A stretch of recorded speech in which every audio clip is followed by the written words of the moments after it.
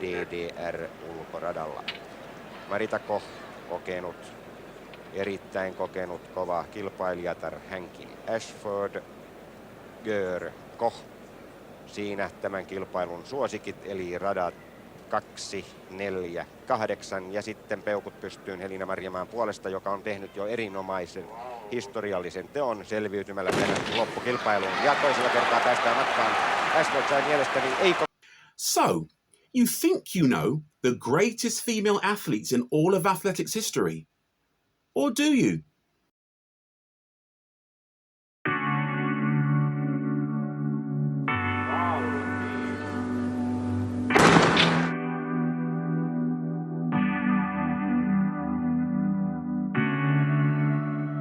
Welcome world to the Athletics Fans A1 channel right here on YouTube. I am as ever your genial host Randall. Now what inspired this particular episode was another YouTube video by We Love Stats. I'll link them in the description so you can check out their fantastic channel. Now a friend of mine, Des, bless you brother, sent me one of their videos and it detailed the fastest woman in the world from the year 1971 to the year 2024. It is a who's who of the great, good and exceptional in athletics over the 100 meters, okay? So what I'm gonna do is break down each of the years, who is there, why, how, what, okay? And go into something about who they are from my perspective as a lover of the sport, a fan, an analyst, and stats freak.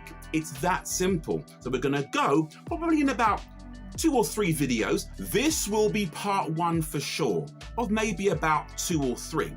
I'm gonna go through each year, as I've said, and tell you what's going on, who's there and why, okay? It'll be fun, fascinating, and hopefully will provoke some debate between you fans as to who, out of all of these ladies, is maybe the greatest, or who are the great few among them, okay? But whatever happens, basically this is all about facts, not fiction, and lots of opinion, mine. Then it'll be over to you to decide who you think deserves to be here, who do you think should have been here, and will you be surprised about who's here?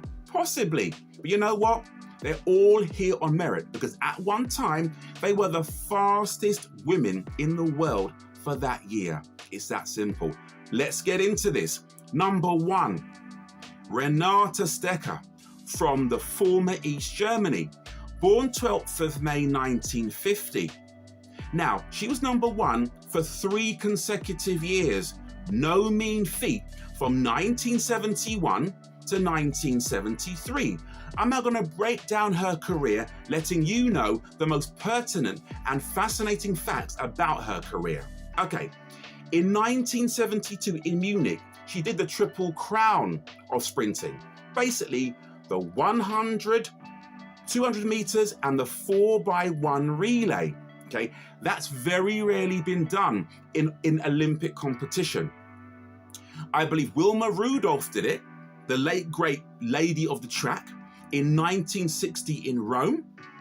Miss Florence Griffith Joyner did it in 1988, and most recently Elaine Thompson-Herah in Tokyo 2020-21. Okay, so it's a very, very rare achievement to have under your belt as a female sprinter or indeed a male sprinter, okay? But once you attain those 3 goals at any one games, you will be the star of those games and possibly, I would think, a star of the sport in some way forevermore. It's very difficult to do, okay, as I've said.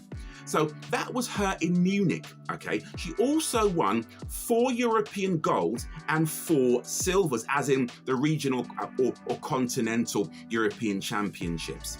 Right, so a year after Munich, in 1973, she went under 10 seconds for the very first time, thusly becoming the first woman in history to dip below 11 seconds for the 100 meters, though it was hand timed, okay? So hand timed literally in those days meant the eye of the official and his hand on a stopwatch, okay? Not the most accurate measurements, I think you'll agree, but that was the norm back then.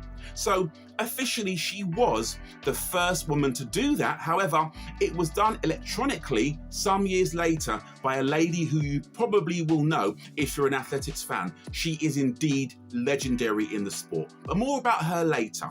So Ms. Stecher, she was basically a barrier breaker, as well as winning the triple crown of the 1, the 2 and the 4x1 relay in Munich. So one of the greats of the sport, okay, I think you will agree. Now, she continued on to the 76 Olympics in Munich. Okay, beg your pardon, not Munich, Montreal, Canada. Forgive me. Okay, so she won 3 medals again in the same events. So she was beaten, okay, in the 100 meters by a West German called Annegret Richter.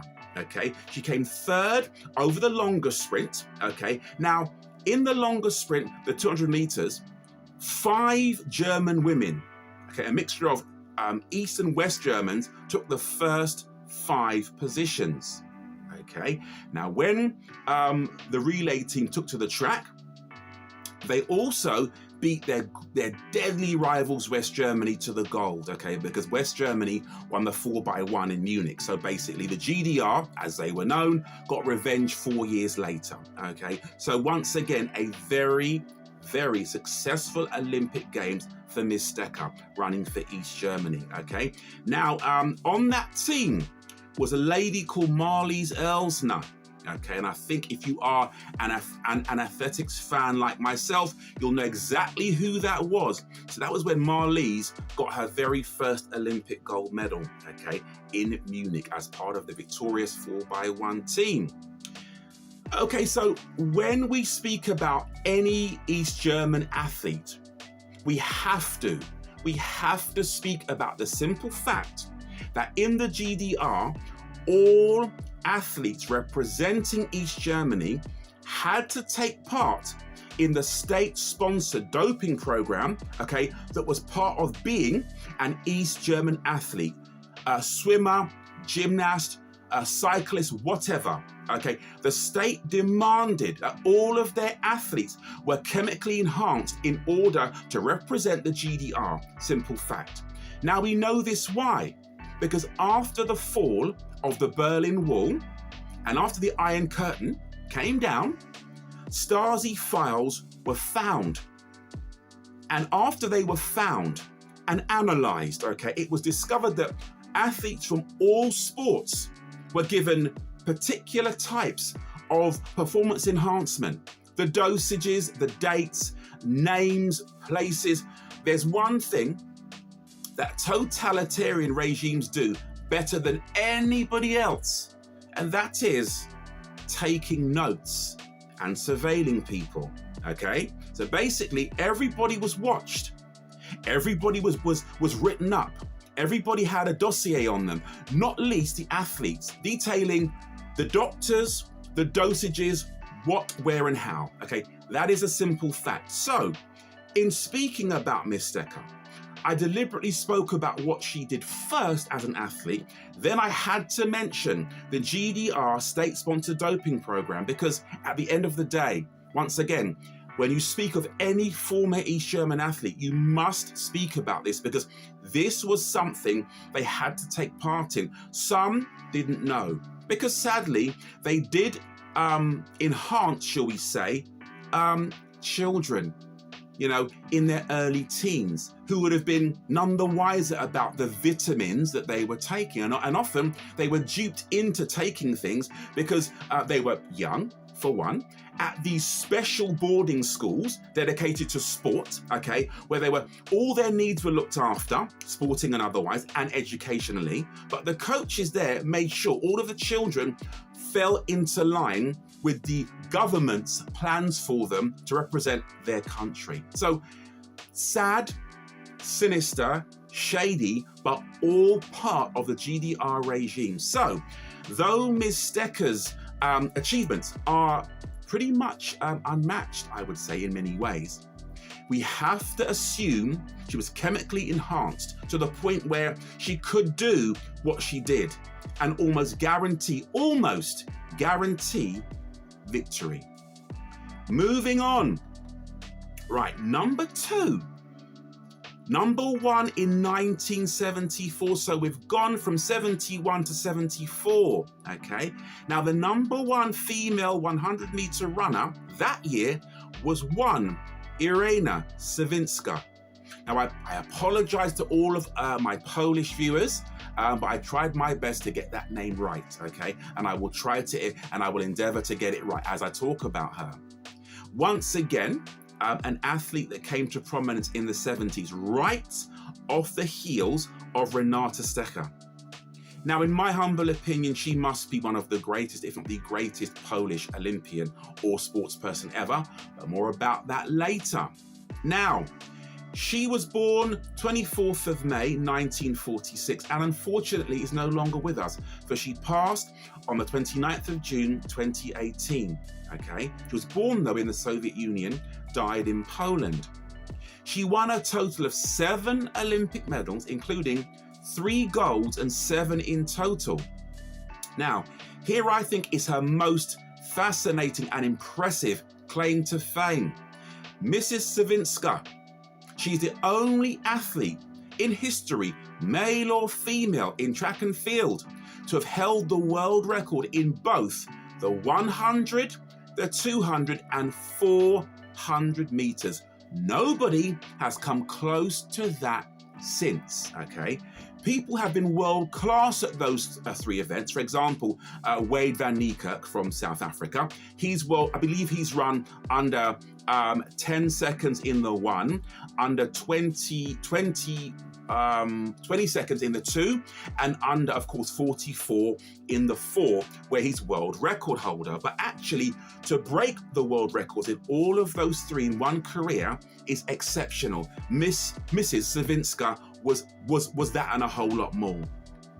Okay, her career was also incredibly, ridiculously long, as I will detail now. She participated in 5, count them, Olympic Games, from 1964 to 1980 in Moscow. In Tokyo in 1964, aged just 18, a teen, she competed in the 4x100 meters relay team, which they won. So at 18, she already got her first Olympic gold medal and took silver medals in the 200 and in the long jump. So as a youth, as a teen, she was already exceptional, which leads me to think that her success was wholly natural. I want to believe that her success was wholly natural and not enhanced, because to be that great at a young age suggests a natural greatness. I could be wrong, though I hope I'm not. Right. In 1973, she switched to the 400 meters and became the first woman to break the 50-second barrier, which to this day is still world class.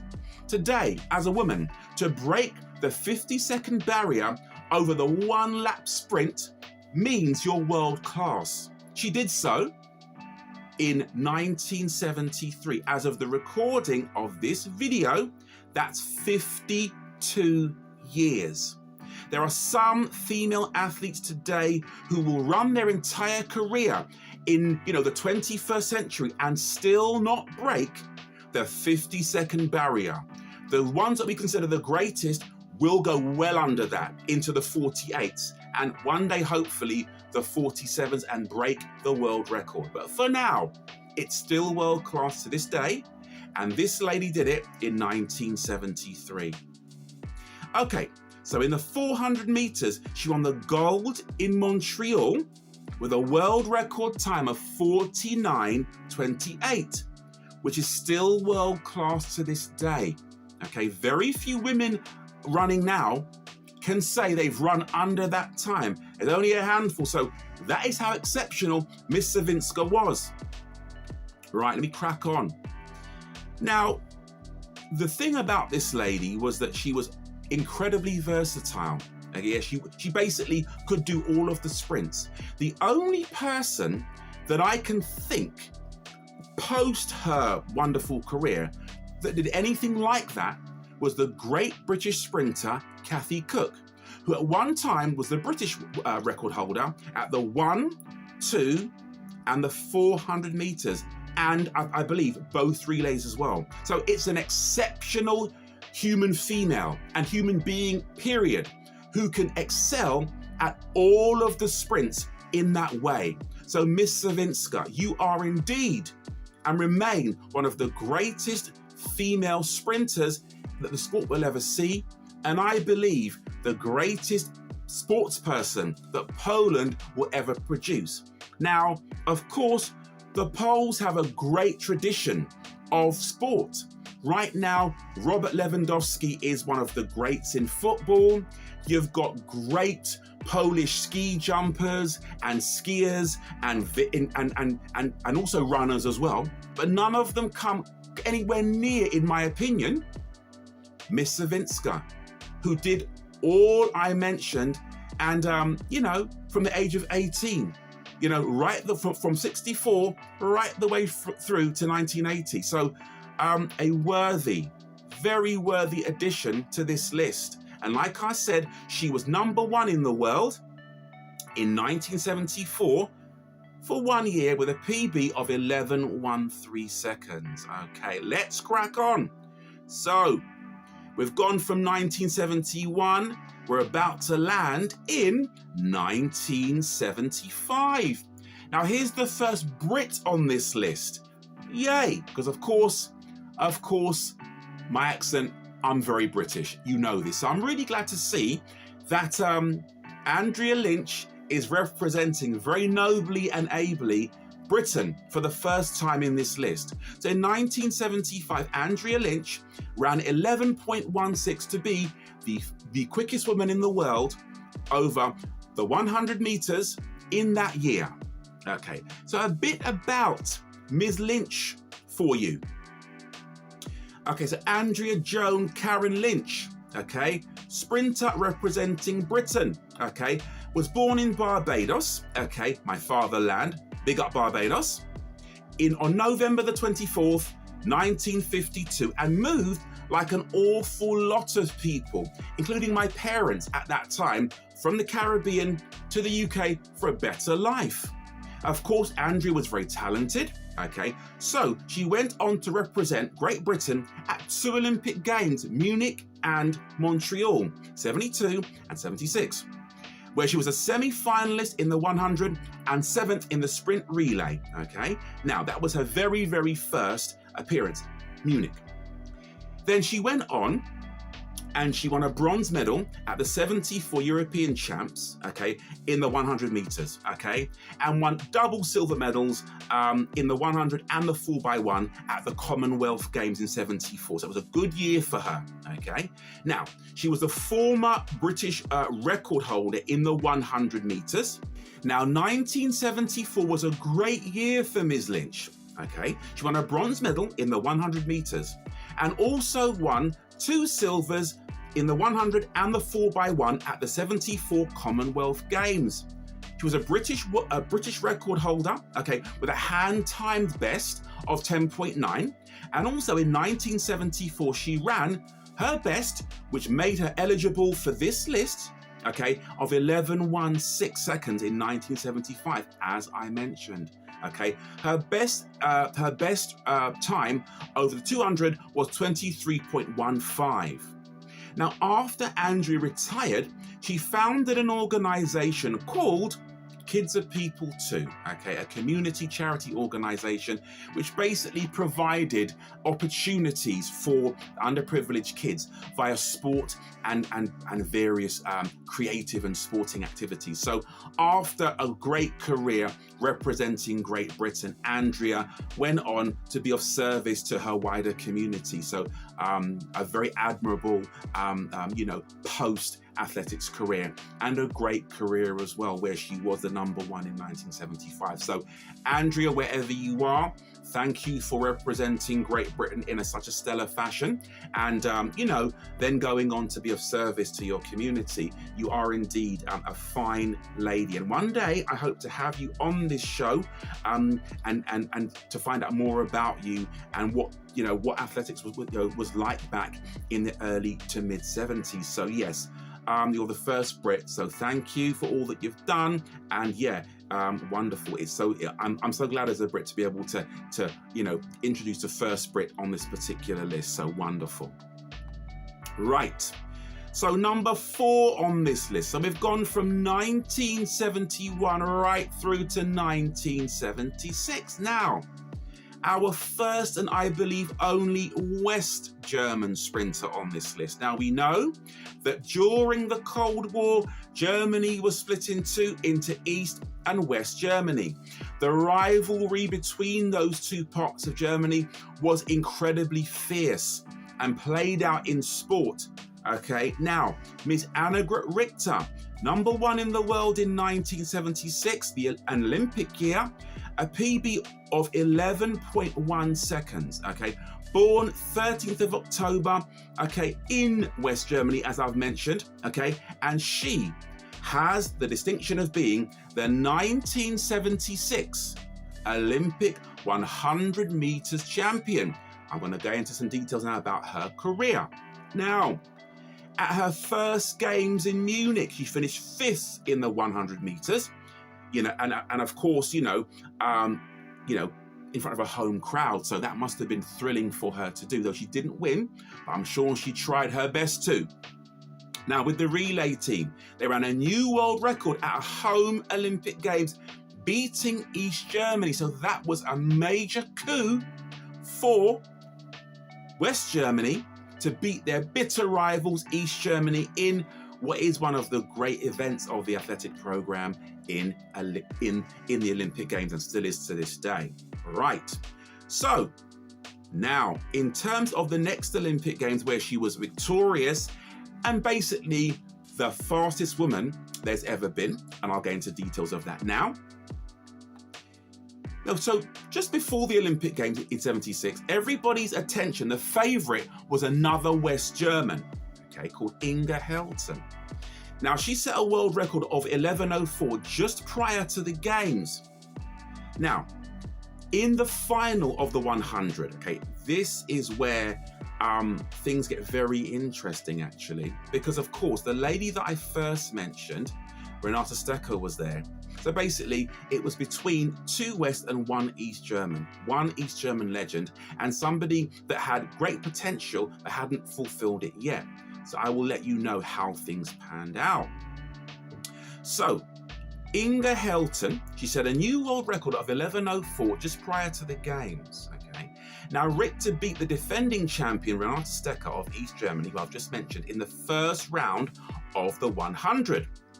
And ran 11:05. Okay. In the second round, she set the world record of 11.1 seconds. So she set her stall out in those games as the woman to beat.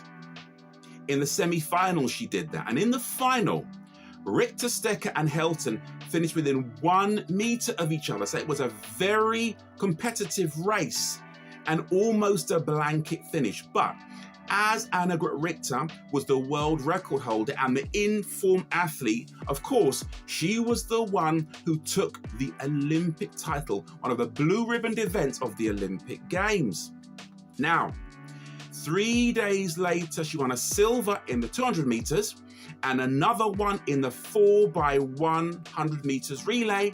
So East Germany got their revenge on West Germany.